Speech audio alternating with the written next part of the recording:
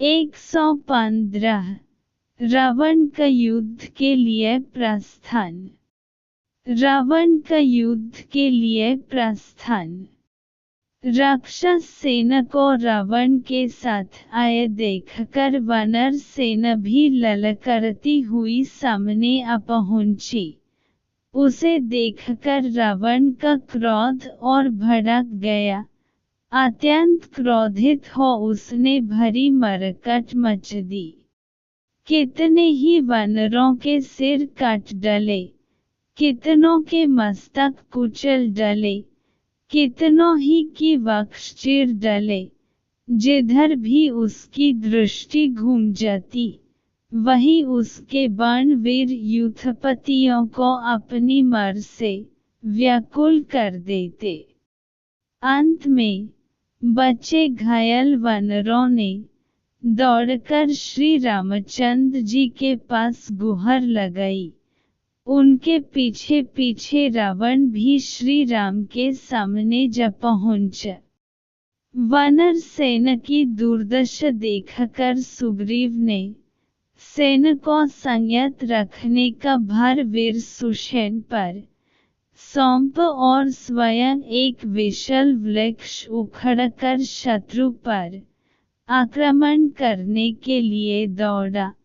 अनेक युद्धपति भी बड़े बड़े वृक्ष और पत्थर लेकर उसके पीछे पीछे चले। उनकी मार से राक्षस सेना धराशायी होने लगी। राक्षस सेना को नष्ट होते देख विरूपाक्ष गर्जना करते हुए सुग्रीव पर आक्रमण करने के लिए दौड़ा। सुग्रीव ने एक बड़ा वृक्ष उस पर दे मारा जिससे विरूपाक्ष का हाथी वहीं मरकर ढेर हो गया। हाथी की पीठ से कूदकर हाथ में तलवार ले विरूपाक्ष सुग्रीव पर झपटा। दोनों में भयंकर युद्ध हुआ। उसकी तलवार से घायल हो सुग्रीव ने क्रोध से दांत किटकिटाकर उसके वक्ष पर मुक्के का प्रहार किया। इससे वह और क्रुद्ध हो गया और तलवार के एक ही वार से सुग्रीव का कवच काट डाला। तब अत्यंत कुपित हो सुग्रीव ने उस पर लगातार अनेक प्रहार किए। उसके शरीर से रक्त बहने लगा। एक आंख फूट गई। अंत में उसने वहीं दम तोड़ दिया। विरूपाक्ष के वध से कुपित महोदर ने वानर सेना में भयंकर संहार आरंभ कर दिया। जब घायल होकर वानर इधर उधर भागने लगे, तो सुग्रीव ने एक बड़ी शिला उस पर दे मारी, जिसे महोदर ने अपने बाणों से बीच में ही काट डाला। फिर सुग्रीव ने एक साल वृक्ष से उस पर आक्रमण किया, किंतु उसने उसे भी काट डाला।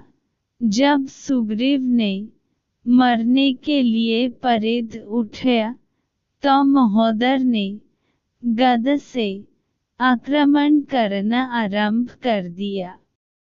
युद्ध में जब परिध और गदा दोनों टूट गए, तो वे दोनों एक दूसरे पर मुक्कों से वार करने लगे। दोनों में से कोई भी हार मानने को तैयार नहीं था। तभी सुग्रीव और महोदर ने वहन पड़ी तलवारों को उठ लिया। महोदर ने तलवार से सुग्रीव का कवच काटने के लिए आक्रमण किया, तो तलवार कवच में अटक गई। जब वह तलवार को खींच रहा था, तभी सुग्रीव ने उसके सिर को धड़ से अलग कर उसे यमलोक पहुंचा दिया। महोदर को मर जाने पर महापार्श्व सुग्रीव पर तीक्ष्ण हथियारों की मार करते हुए टूट पड़ा।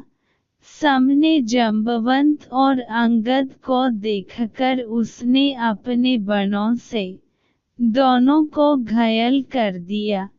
इससे अंगद के नेत्र क्रोध से लाल हो गए। उसने एक परिध को उसकी ओर इतने वेग से फेंक कि उसके हाथ से धनुष और शिरस्त्राण छूटकर दूर जा गिरे।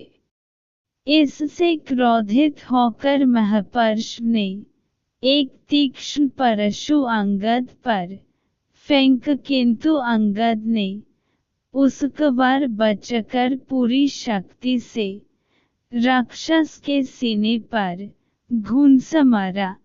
वज्र के समान घूंस पड़ते ही उसका हृदय फट गया और वह वहीं मरकर धराशायी हो गया। इधर जब रावण ने अपने तीनों पराक्रमी वीरों की मृत्यु का समाचार सुना, तो उसने अपने तामस नामक अस्त्र से वानरों को भस्म करना आरंभ कर दिया। रावण को विशाल वानर सेना का संहार करते देख राम और लक्ष्मण अपने अपने धनुष बाणों को लेकर युद्ध करने के लिए तैयार हुए।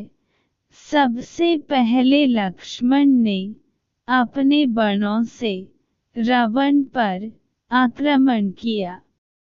रावण लक्ष्मण के बाणों को काटते हुए श्री राम के सामने जा पहुंचा और उन पर बाणों की वर्षा करने लगा। राम ने भी इसका उचित उत्तर दिया और दोनों ओर से भयंकर युद्ध होने लगा। दोनों ही दो भयानक यमराजों की भांति एक दूसरे से भिड़ रहे थे और नाना प्रकार के अस्त्र शस्त्रों से आक्रमण कर रहे थे। रावण ने सिंह, बाघ, कंक, चक्रवाक, गिद्ध, बाज, मगर, विषधर जैसे मुख वाले बाणों की वर्षा की, तो श्रीराम ने अग्नि, सूर्य, चंद्र, धूमकेतु, उल्क तथा विद्युत प्रभा के समान बाणों से आक्रमण किया। दोनों ही वीर उन अस्त्रों का निवारण कर नया आक्रमण कर देते थे। कुपित रावण ने 10 बाण एक साथ छोड़कर रघुनाथ जी को घायल कर दिया। उसकी चिंता न करते हुए उन्होंने भी रावण को बुरी तरह से घायल कर दिया।